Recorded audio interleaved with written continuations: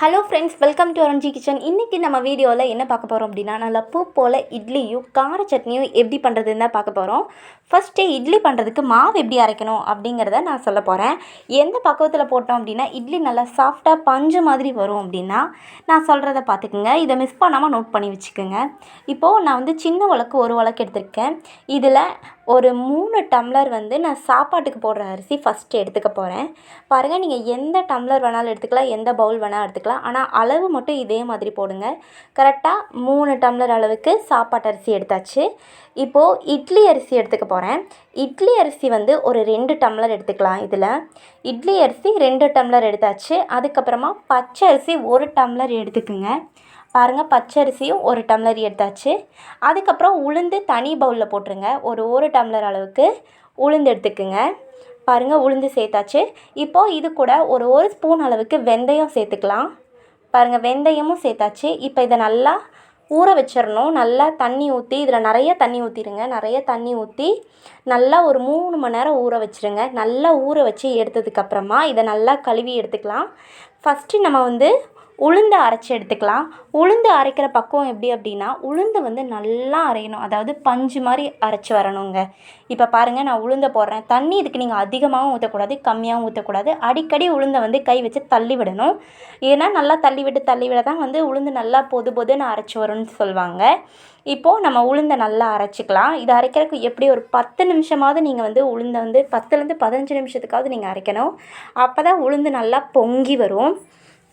இந்த மாதிரி நல்லா உளுந்தை நல்லா பொங்கி வர மாதிரி அரைச்சிக்கோங்க. பாருங்கள், உளுந்து நல்லா அரைஞ்சி வரும்போது எப்படி இருக்குன்னா இந்த மாதிரி இருக்கும். இப்போ பாருங்கள், உளுந்து ரொம்ப வெயிட்டே இல்லாமல் ரொம்ப லேஸாக இருக்கும். தண்ணியில் போட்டால் மிதக்கும். அந்த மாதிரி லேஸாக பஞ்சு மாதிரி பொதுன்னு வர மாதிரி உளுந்து அரைச்சிக்கணும். ஆனால் அரிசி ரொம்ப அரைக்கணும்னு அவசியம் இல்லை. இப்போ பாருங்கள், அரிசி போடுறேன். உளுந்தெல்லாம் எடுத்துட்டேன். இப்போ நான் அரிசி போடுறேன். அரிசி ரொம்ப நேரம் அரையணும்னு அவசியம் இல்லை. ரொம்ப எப்படின்னா ரொம்ப நைஸாக உளுந்த அளவுக்கு அரைக்கணும்னு அவசியம் இல்லை. இது ஒரு 10 நிமிஷம் மட்டும், இல்லைன்னா 10 நிமிஷம் ஒரு 8 நிமிஷம் கூட அரைச்சி எடுத்துட்டிங்கன்னா போதும் அரிசி. அதுக்கப்புறம் இதுக்கு தேவையான அளவு உப்பு சேர்த்துக்கலாம். இப்போ அரிசி உளுந்து எல்லாம் ஆட்டி எடுத்தாச்சு. இதில் தேவையான அளவு ஒரு 2 ஸ்பூன் அளவுக்கு, நல்லா பெரிய ஸ்பூனில் 2 ஸ்பூன் அளவுக்கு உப்பு சேர்த்து நல்லா கலந்து விட்டுருங்க. கை வச்சு கலந்து விட்டுருங்க. அதுக்கப்புறம் ஒரு 8 மணி நேரம் கழித்து நல்லா பொங்கி வந்துருச்சு மாவு. இப்போ நான் இட்லி ஊற்றி காட்ட போகிறேன். இட்லி எப்படி சாஃப்டாக வந்திருக்கு அப்படின்னு சொல்லி நான் காட்ட போகிறேன். பாருங்கள், இட்லி வெந்துட்டுருக்கு. இப்போ இட்லி எடுத்துட்டேன். இட்லி எவ்வளோ சாஃப்டாக வந்திருக்குன்னு இப்போ நீங்களே பாருங்கள். இட்லி நல்லா சாஃப்டாக பஞ்சு மாதிரி வந்திருக்குங்க. இந்த மாதிரி இட்லி வேணும் அப்படின்னா நீங்கள் கரெக்டாக இந்த அளவுக்கு நீங்கள் மாவு அரைக்கிறதுக்கு அரிசியெல்லாம் சேர்த்திங்க அப்படின்னா, இதே அளவு உளுந்து அரிசி எல்லாம் போட்டிங்கன்னா இந்த மாதிரி நல்லா சாஃப்டான ஒரு இட்லி நமக்கு கிடச்சிரும். இப்போது இட்லி ரெடி ஆகிடுச்சு. அடுத்ததாக கார சட்னி எப்படி பண்ணுறது அப்படின்னு தான் பார்க்க போகிறோம். இட்லி நல்லா சாஃப்டாக ரெடி பண்ணி எடுத்து வச்சிட்டோம் இல்லையா, இதுக்கு சூப்பரான ஒரு கார சட்னி வேணும். இந்த கார சட்னி பண்ணுறதுக்கு ஃபஸ்ட்டு நம்ம எண்ணெய் ஊற்றிக்கலாம். ஒரு பாத்திரத்தில் எண்ணெய் ஊற்றிட்டு நல்லா எண்ணெய் காஞ்சதும் கொஞ்சமாக கடலைப்பருப்பு, கொஞ்சமாக உளுந்தம்பருப்பு, 1/2 ஸ்பூன் கடலைப்பருப்பு, 1 ஸ்பூன் உளுந்தம்பருப்பு சேர்த்துருக்கேன். இப்போது இது ரெண்டும் நல்லா பொன்னிறமாகிற வரைக்கும் லைட்டாக வதக்கி எடுத்துக்கலாம். லைட்டாக வதக்கி எடுத்துகிட்டு 2 பெரிய வெங்காயத்தை சேர்த்துக்கலாம். ஃபஸ்ட்டு நம்ம கார சட்னி பண்ணுறதுக்கு 2 பெரிய வெங்காயத்தை சின்னதாக கட் பண்ணி எடுத்திருக்கேன். அதை நல்லா சேர்த்து வதக்கிட்டு ஒரு 4 வரமிளகாய் சேர்த்துக்கலாம். 4 வரமிளகாய் நல்லா காரமாக இருக்கும், டேஸ்ட்டாக வரும். நல்லா காரமாக இருந்தால் தான். இந்த மிளகாய் ரொம்பவே காரமாக இருக்கும். அதனால் ஒரு 4 வரமிளகாய் எடுத்திருக்கேன். மீடியமான ஒரு காரம் கம்மியாக இருக்கிற மிளகாய்னா ஒரு 5, 6 கூட நீங்கள் எடுத்துக்கலாம். நான் இந்த மிளகாய் ரொம்ப காரமாக இருக்குங்கிறனால ஒரு 4 மிளகாய் மட்டும் நான் எடுத்திருக்கேன். இப்போது இந்த வெங்காயம், இந்த வரமிளகாய் இதெல்லாம் நல்லா வதங்கி வரட்டும். இந்த கண்ணாடி பதம்னு சொல்லுவோம்ல, அந்த அளவுக்கு இந்த மாதிரி கலர் சேஞ்ச் ஆகி வரணும். அதுக்கப்புறமா ஒரு மீடியம் சைஸ் தக்காளி, 2 தக்காளி நான் எடுத்திருக்கேன்.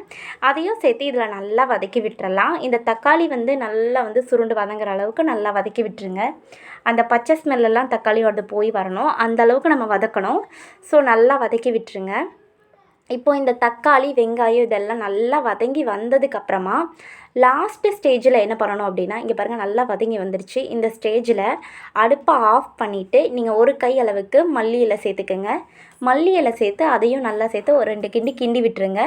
கிண்டி விட்டுட்டு அதுக்கப்புறம் நல்லா ஆற வச்சு எடுத்துக்கலாம். நம்ம இதை ஆற வச்சு எடுத்துகிட்டு மிக்ஸி ஜாரில் போட்டுருங்க. இப்போ வந்து நீங்கள் அடுப்பு ஆஃப் பண்ணிட்டு தான் மல்லி இலை போடணும். அப்போ தான் வந்து நல்ல ஒரு டேஸ்ட்டில் வரும். இதை நம்ம ஆற வச்சு அரைச்சி இப்போது நம்ம சட்னிக்கெல்லாம் அரைச்சி எடுத்து வச்சுட்டோம் தனியாக. இப்போ தாளிப்பு ரெடி பண்ணிக்கலாம். நல்லா அதே பேனை நல்லா சூடு பண்ணி ஒரு 2 ஸ்பூன் அளவுக்கு நல்லா எண்ணெய் ஊற்றிக்கிங்க. எண்ணெய் ஊற்றி எண்ணெய் நல்லா காஞ்சி வந்ததுமே நல்லா 1 ஸ்பூன் அளவுக்கு கடுகு உளுந்தம் பருப்பு சேர்த்துக்கலாம். கடுகு உளுந்தம் பருப்பு சேர்த்துட்டு நல்லா ஒரு கொத்து கருவேப்பிலை சேர்த்துக்குங்க. ஒரு கொத்து கருவேப்பிலையும் சேர்த்துட்டு நல்லா பொரிஞ்சு வந்ததுமே ஆஃப் பண்ணி நம்ம அரைச்சி வச்சுருக்க இந்த சட்னியில் சேர்த்தோம் அப்படின்னா ஒரு சூப்பரான கார சட்னி ரெடி ஆகிடுச்சு. இதே மாதிரி நீங்களும் பூ போல் இட்லியும் கார சட்னியும் செஞ்சு சாப்பிட்டு பாருங்கள். உங்களுக்கு எப்படி வந்துச்சுன்னு மறக்காமல் கமெண்ட்டில் சொல்லுங்கள். Thank you friends.